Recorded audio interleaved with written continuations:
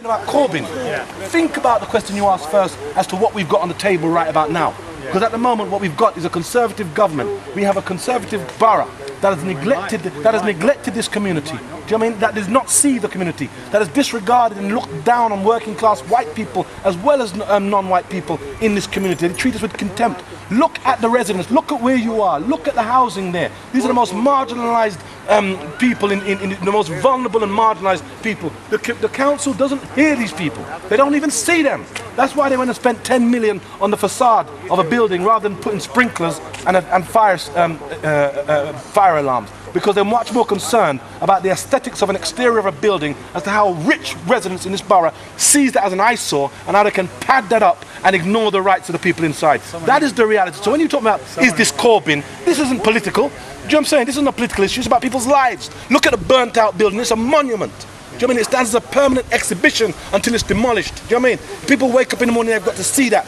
And every time they see that, they see how marginalised, disenfranchised and divided they would like this community to be. But when they woke up in the morning, what you saw was not just black, white, Muslim, Christian, you saw rich and poor. Because there have been rich people in this community living cheek by jowl with poor black people for generations. This community, when we talk about community, and people like to throw around and take ownership of this community. So when they say, we are in this community, and you see a black person, you think, you're about the black community. Community is made up of layers of people. You have the black community is made up of the African and Caribbean community, of which we have symbolic things like the carnival.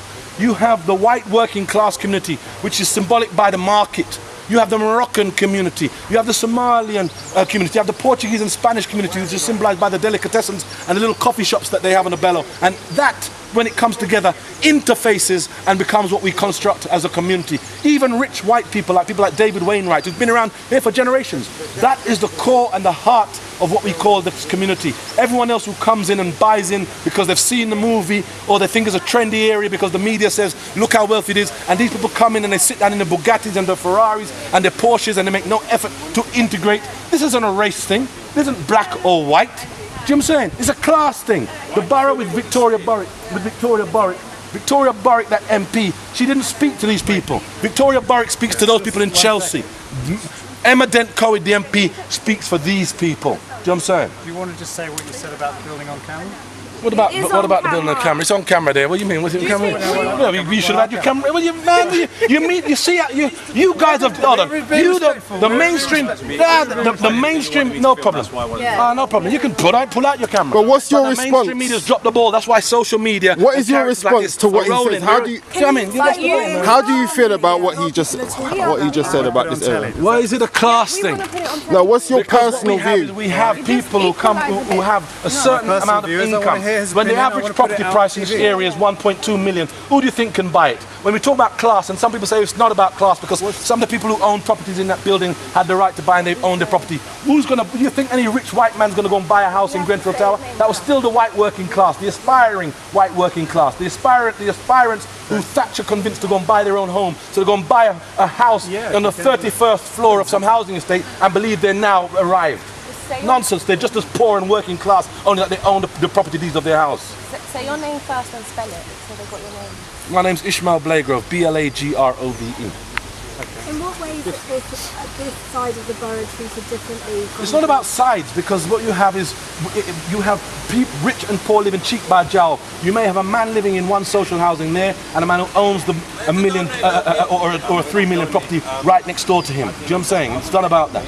You know, understand it. What we have is, in that same dynamic and scenario that you've just raised, what we have is a situation whereby the council listens to the man who owns his house as opposed to the man who's in social housing. That is where the crisis in this country is coming from, whereby the marginalised, the disenfranchised, the voiceless people are not heard, and the only people you have to have a certain income or be connected to certain people before you're even heard. And what we have is you have poor working class people in this community who needs to be legitimised by some cut glass accent before people take them seriously. Do you know what I'm saying? That's the bullshit and fuckeries that's going down. I ask, what do you I know you just said it, but we weren't putting it. How do you feel when you look at that building now?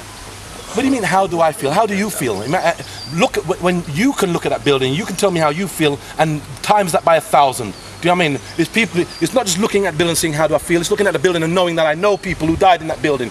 Everyone, every resident, every person who can call himself a part of this community of Notting Hill would have at least known one person in that building. In the morning when it was time, when I'd seen all this stuff breaking out, news of people calling me at 1:30, 4 o'clock and all the rest of it, and I recognised that just the locality that my daughter couldn't come to school.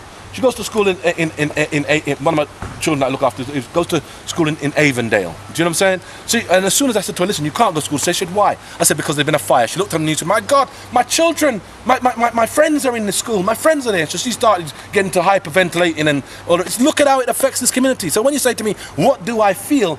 Do you know what I mean? I feel the pain of knowing people who've died in that attack. Yesterday I was sitting down in my house with a friend of mine, and as we sat down he was saying, well, what's happened to Khadija Say? Khadija Say is this breaking artist. She's a black young artist just breaking. She's had her first exhibition in Venice. What's happened to her? And she's been messaged on social media that she's alive, then that she hasn't been, she's unidentified, that no one knows where she is. And just as we're talking about this, we get the breaking news on the story, and they put a picture of her on the news saying that she's been one of those who've been identified as a victim. Not necessarily a friend of mine, but we'd have known her. These are people that we are acquainted with and know. Do you know what I mean? Others who would have been friends with them. Another friend I heard jumped from one of the floors. Do you know what I mean? This is the sort of story, the backdrop, do you know what I mean, to these images that you have. You're down here and it's just some sort of feeding frenzy for you to sort of get a new sensational story which you might make your career in terms of breaking this, giving a nice news report. This is a reality that people have to live here day in and day out. People know this. Do you know what I'm saying? It is not just a story. And when we look at this situation, we see that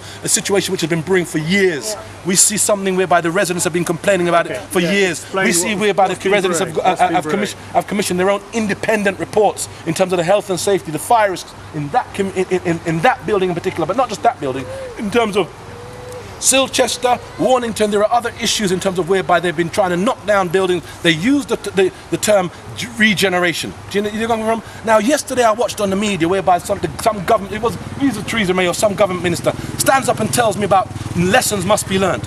Do not dismiss or think you're going to bury this community in some hollow platitude about lessons will be learned. What lessons are going to be learned? Did you learn anything from Larkin Hill in Camberwell in 2009? You learned fuck all from that. Do you understand me? So don't come and talk about lessons going to be learned. Do not treat this community as some ignorant, low IQ community. Do you know what I'm saying? We're not going to be dismissed with hollow platitudes which you used to bury and give those who are responsible. Do you know what I'm saying? You mitigate the responsibility of those who are responsible for those decisions. This is not a case of negligence. This is a case of corporate manslaughter. People should be held accountable. People should be in jail for this. But I very much doubt we will get that with this corrupt government. The people are lucky there isn't no uprising in this country. If I had my way, I wouldn't be sitting out here talking. You'd be the first places that would be seizing. You, the media, you would be held hostage. You are the ones who facilitate this. You are the mouthpiece of this government. You are the people who make this possible. You are the ones who validate it. You are just as culpable as this government. We're all in it together. Since Thatcher and Reagan, you've monopolised and capitalised this country. And, you know what I mean? It's not about money. Do you know what I mean? It's about, for them, I had one ITV newsman say, oh, well, look at the real estate here at Nottingham. Is that how you look at it? You see people's lives, you see people in ashes, and you're talking about real estate?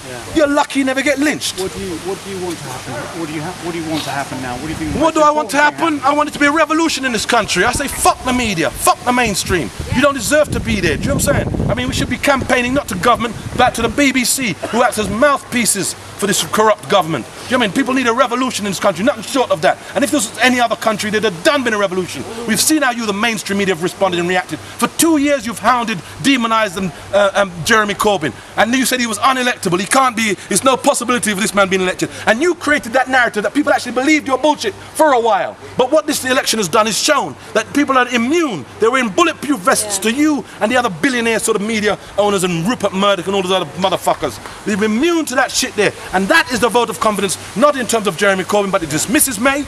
But it also stands up to you as the mainstream media. I say you personally, but I'm identifying you as the mainstream media. Do you understand what I'm saying to you? I'm saying identify as the mainstream media. You are motherfuckers. You are a bunch of motherfuckers. I like you anyway. I like you too. I like you too. I like you fried, boiled, any which way I can fucking have you motherfuckers. Jeremy Corbyn is around the corner. I know, I'm just with him. Yeah, okay. I think you should interview you.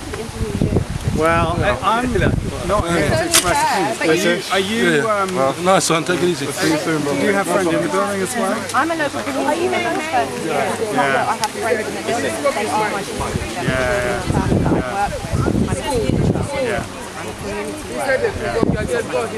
It's not about, is it that your friend? This is what